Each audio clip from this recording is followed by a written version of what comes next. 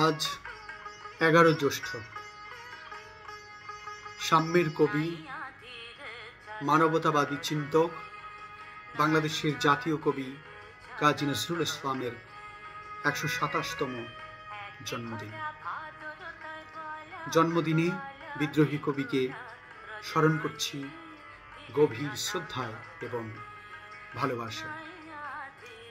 কাজী নজরুল ইসলামের কবিতা ছন্দ এবং শব্দকৌশলের অসাধারণ বিন্যাসে চিত্রিত এবং নন্দিত। বীররসের এমন প্রখর প্রবল প্রকাশ আমরা নজরুলের পূর্বে বাংলা কবিতায় প্রত্যক্ষ করিনি।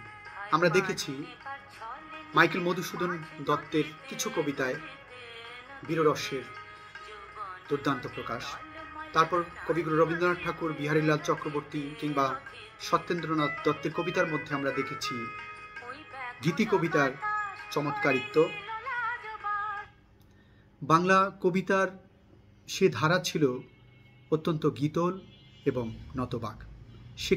সেখানে কাজী নজরুল ইসলাম একটা প্রচণ্ড উদ্দীপনা, একটা জাগরণের ঝড় সৃষ্টি করেছেন। এই জাগরণটাই নজরুলের কবিতার একটা অনন্যতর বৈশিষ্ট্য।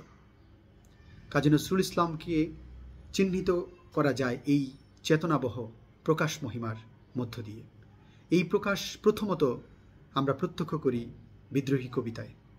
ছুটি ঝড়ের মতন করতালি দিয়া স্বর্গ মর্ত করতলে, তাজি বর্রা আকার উচ্চ ইস্রাবা বাহন আমার, হিম্মত ফ্রেশা হেঁকে চলে। এই যে প্রচণ্ড প্রকাশ এবং শব্দের উপযুক্ত প্রয়োগ, এই উপযুক্ততা আমরা নজরুলের কবিতাতেই প্রবলভাবে প্রত্যক্ষ করেছি। আর এই প্রকাশটি তার দ্বারা সম্ভব হয়েছে আরবি, ফার্সি, উর্দু, তুর্কি, গ্রিক শব্দ সম্পর্কে তার সম্যক জ্ঞানের ফলে।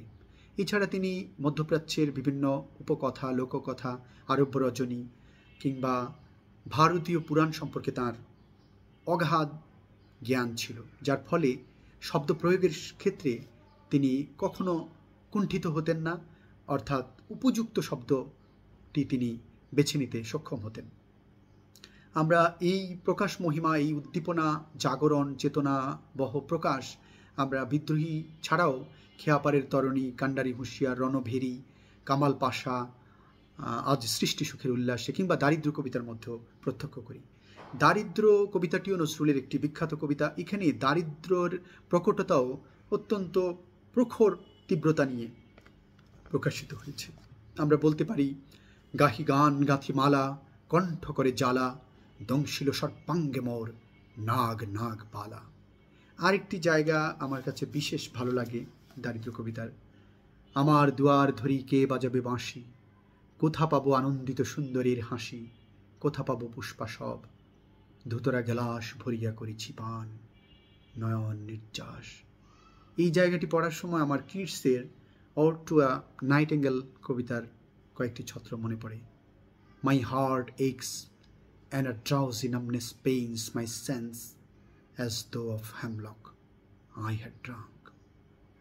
এই নজরুলের এই উদ্দীপনা এবং বিদ্রোহী প্রকাশের পর যে দিক বিদিক ছড়িয়ে যাওয়া যে প্রেরণা বাঙালির জাতীয় জীবনকে আকৃষ্ট করেছে, সেই বিষয়েও আমরা অনেক মন্তব্য, অনেক আলোচনা শুনেছি, পড়েছি। আমি এখানে বুদ্ধদেব বসুর একটি মন্তব্য পড়ে শোনাচ্ছি। বিদ্রোহী পড়লুম ছাপার অক্ষরে মাসিক পত্রে, মনে হলো এমন কখনো পড়িনি। অসহযোগের অগ্নিদীক্ষার পরে সমস্ত মন প্রাণ যা কামনা করছিল, এ যেন তাই, দেশব্যাপী উদ্দীপনার এই যেন বাণী। কাজী নজরুল ইসলামের সৃজনশীলতার অন্যতম ক্ষেত্র হচ্ছে তার সঙ্গীত, বিপুল সঙ্গীত। তিনি প্রায় ৩৫০০ গান রচনা করেছেন, অনেক গানের সুর দিয়েছেন। তার মধ্যে বিশেষভাবে আমার তার গজলাঙ্গের গান খুব আমাকে আকৃষ্ট করে এবং আমি মনে করি এটি বাঙালি মাত্রই ভালোবাসেন। গজল বিষয়ে আমাদের সমাজের মধ্যে একটি ধারণা আছে, গজল বলতে অনেকে ইসলামিক গানকে মনে করে। আসলে তা নয়। গজল হচ্ছে প্রেমের গান, প্রেমের কথকথা, প্রেমের আলাপ।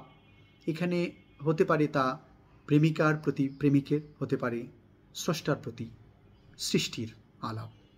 আমরা অসংখ্য নন্দিত গান, গজল গান নজরুলের রচনায় দেখেছি।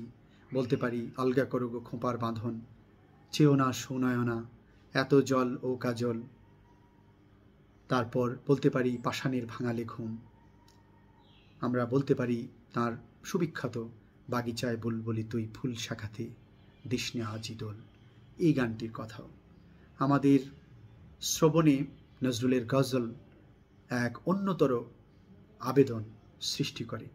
নজরুলের পূর্বেও আমরা বাংলায় এমন গজল দেখিনি, এবং পরেও আমরা এমন দুর্দান্ত জমজমাট গজল প্রত্যক্ষ করিনি। এই সঙ্গীতের এই ধারাটিতে নজরুলের যে অসাধারণত্ব, এটাও সম্ভব হয়েছে প্রকৃতপক্ষে আরবি, ফার্সি, উর্দু সম্পর্কে তার জ্ঞানের ফলে। কারণ গজলের মূল ক্ষেত্র, মূল চর্চাভূমি হচ্ছে আরবি, ফার্সি, উর্দু ভাষাভাষী অঞ্চল, এবং সেই কবিরাই গজলের প্রবল চর্চায় গজলকে উন্নীত করেছেন। বিখ্যাত সব কবিরা, ওমর খৈয়াম, হাফিজ শিরাজি কিংবা জালালউদ্দিন রুমি, আমরা বলতে পারি মীর তাকি মীর, মির্জা গালিব, আমির খসরু, এরা গজলকে একটা অভিনব, একটা উচ্চতর পর্যায়ে উন্নীত করেছেন।